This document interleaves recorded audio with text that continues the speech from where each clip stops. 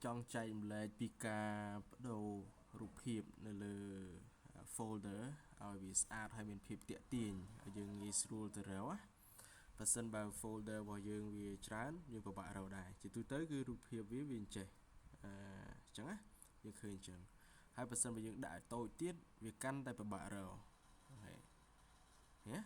គឺពិបាករកមែនតើចឹងខ្ញុំដាក់វាធំតិចមកខ្ញុំចូលទៅ content ធំនេះ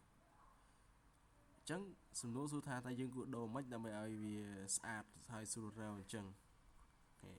អត់ពិបាកទេគឺយើងធ្វើមិនបាន1នាទីផងឥឡូវឧទាហរណ៍ថាខ្ញុំចូលទៅ TOEFL នេះ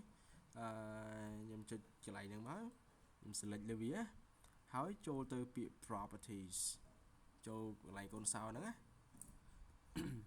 ហើយយើងចូលទៅ customize ចុចកន្លែងនេះមកនេះ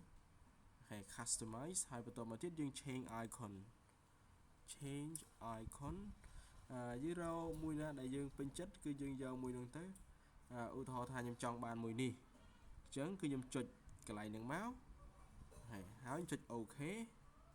ហើយចុច apply នេះហើយចុច OK យ៉ាងឃើញគេបានគឺងាយស្រួលមែនទែនឥឡូវឧទាហរណ៍ខ្ញុំចង់ធ្វើមួយទៀត ICT ចុចកន្លែងហ្នឹងដូចគ្នាមកចូលទៅ properties ហើយយើងចុចទៅចូលទៅ customize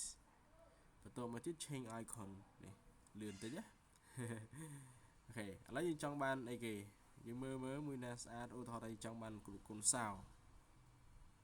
ហើយយើងចុចចូលយើងចុចទៅលើពាក្យ OK apply ហើយ OK អញ្ចឹងគឺយើងបានចុះបើធ្វើឲ្យដកវិញយ៉ាងម៉េចដូចជារូបនេះ